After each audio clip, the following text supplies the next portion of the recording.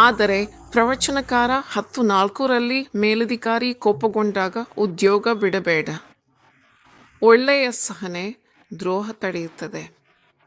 ಉದ್ಯೋಗಿಯು ಯಾವಾಗಲೂ ತನ್ನ ಮೇಲಧಿಕಾರಿಗೆ ವಿರೋಧವಾಗಿ ತಿರುಗಿ ಬರುವುದನ್ನು ಅಥವಾ ಅಹಂಕಾರವನ್ನು ತೊರೆದಿರಬೇಕು, ಏಕೆಂದರೆ ಅದು ಒಳ್ಳೆಯದಲ್ಲ, ಅದು ಆಶೀರ್ವಾದವೂ ಅಲ್ಲ. ಮೇಲಧಿಕಾರಿ ಕೆಲವೊಮ್ಮೆ ನಿನ್ನ ಮೇಲೆ ಕೋಪಗೊಳ್ಳಬಹುದು, ಏಕೆಂದರೆ ಅವನಿಗೆ 1000 ಕೆಲಸಗಳಿವೆ. ನಿರ್ವಹಿಸುವವನಿಗೆ ಒತ್ತಡ ಇರುತ್ತದೆ. ಅವನು ನಿನ್ನನ್ನು ಕರೆಯಬಹುದು, ನೀನು ಮಾಡದ ತಪ್ಪಿಗೂ ನಾನು ನಿನ್ನನ್ನು ಬೈಯಬಹುದು ಎಂದು. ನೀನು ಅರ್ಹನಾಗಿಲ್ಲದಿದ್ದರೂ ಸಹ ಅವನು ನಿನ್ನನ್ನು ಬೈಯಬಹುದೆಂಬ ಸಾಧ್ಯತೆ ಇದೆ. ಆದಲು ಮೌನವಾಗಿರಬೇಕು ಅಂತೆ. ಮೌನವಾಗಿದ್ದು ಸಹಿಸಬೇಕು.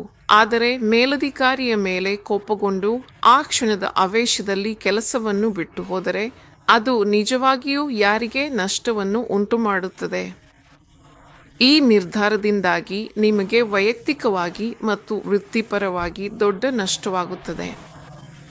ಮೇಲಧಿಕಾರಿಗೆ ಇದರಿಂದ ಯಾವುದೇ ರೀತಿಯ ನಷ್ಟವೂ ಆಗುವುದಿಲ್ಲ, ಏಕೆಂದರೆ ಅವರು ಸುಲಭವಾಗಿ ನಿಮ್ಮ ಸ್ಥಾನಕ್ಕೆ ಬೇರೊಬ್ಬರನ್ನು ನೇಮಿಸಿಕೊಳ್ಳಬಹುದು.